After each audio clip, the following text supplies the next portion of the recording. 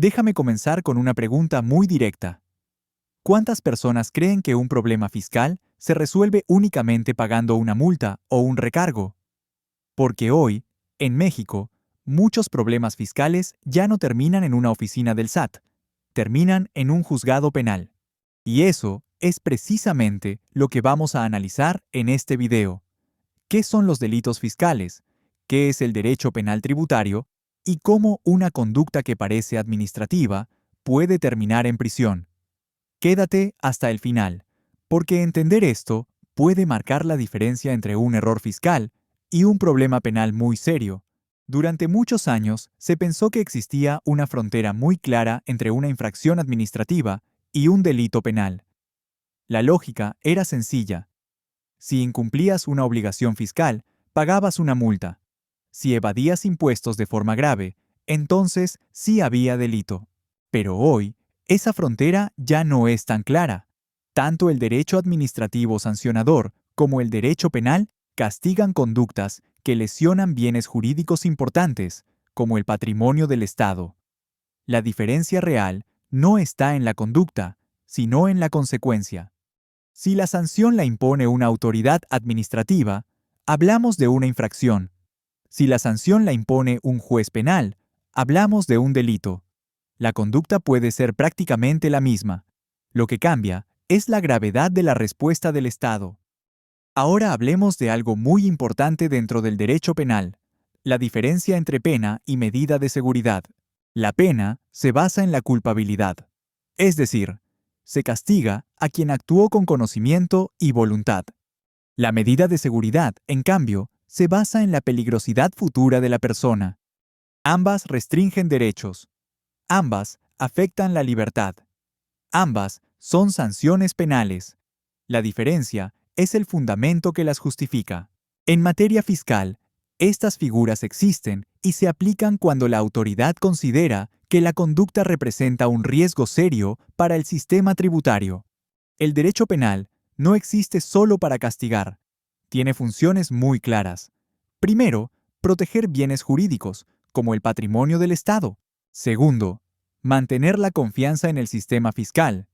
Y tercero, evitar que la evasión se convierta en una práctica generalizada. El derecho penal fiscal no busca recaudar impuestos. Busca evitar la simulación, el fraude y la evasión organizada. Por eso, hoy no se castiga únicamente el error, se castiga la conducta estructurada y reiterada. Para entender cuándo existe un delito, es importante conocer la teoría del delito. Todo delito se analiza con tres elementos fundamentales. Primero, la tipicidad. La conducta debe estar descrita en la ley.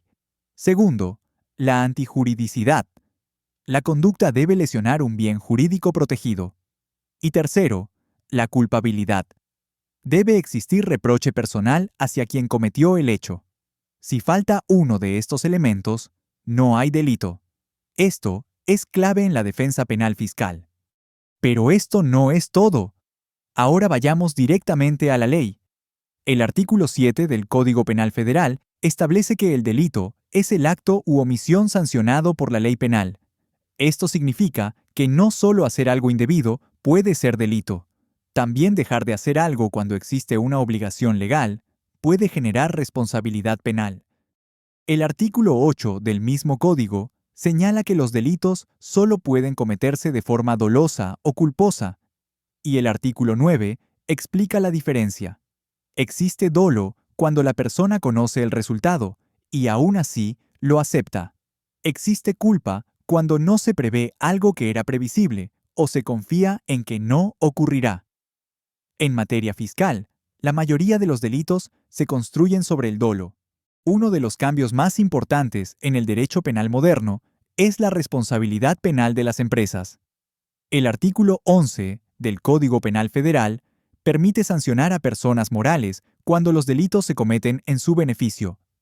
Y el artículo 11 bis establece que las empresas pueden ser penalmente responsables en delitos fiscales, como el contrabando o la defraudación fiscal. La ley incluso prevé atenuantes cuando la empresa cuenta con órganos de control interno y cumplimiento normativo. Esto significa que el compliance no es un lujo. es una herramienta de protección penal. El artículo 24 del Código Penal Federal enumera las penas aplicables. Entre ellas se encuentran la prisión, las multas, el decomiso de bienes, la suspensión de actividades, la inhabilitación y hasta la disolución de sociedades. No todas se aplican siempre, pero todas son legalmente posibles, y esto es algo que muchas personas desconocen. Ahora viene lo más importante. Entremos de lleno a los delitos fiscales. El Código Fiscal de la Federación, en sus artículos 92 al 115 bis, regula los delitos fiscales. Aquí encontramos figuras como el contrabando, la defraudación fiscal, los delitos equiparados y el uso de facturas falsas. Por ejemplo, el artículo 102 regula el contrabando. El artículo 108 regula la defraudación fiscal. El artículo 109 regula los delitos equiparados. Y el artículo 113 bis regula el uso de comprobantes fiscales que amparan operaciones inexistentes. Un punto muy importante es que muchos delitos fiscales requieren querella de la Secretaría de Hacienda. Y otro punto clave es que el pago del crédito fiscal puede detener el proceso penal, pero no de forma automática. Depende del momento y de las circunstancias. Viene lo más interesante. Otro tema delicado es la discrepancia fiscal. La Ley del Impuesto sobre la Renta, en sus artículos 91 y 107, regula esta figura. Cuando una persona física gasta más de lo que declara, la autoridad presume ingresos omitidos. El contribuyente tiene derecho a explicar el origen de esos recursos. Si no lo logra, la autoridad determina el impuesto omitido y puede abrir la puerta a un delito fiscal. Y aquí viene el mensaje más importante de todo este análisis. Los delitos fiscales no comienzan en prisión. Comienzan con malas decisiones, con falta de control, con simulación y con desconocimiento de la ley. El derecho penal tributario ya no es una teoría académica, es una realidad diaria. Quien entiende la ley se protege, quien la ignora se expone. Si este contenido te ayudó a entender cómo un problema fiscal puede convertirse en un delito penal, regálanos un like. Eso nos ayuda muchísimo a seguir creando contenido de valor. Suscríbete al canal y activa la campanita para no perderte nuestros próximos videos sobre SAT, impuestos y derecho penal fiscal explicados de forma clara y directa. Comparte este video con quien lo necesite y déjanos en los comentarios qué tema te gustaría que analicemos en el siguiente video. Gracias por quedarte hasta el final y nos vemos en el próximo video.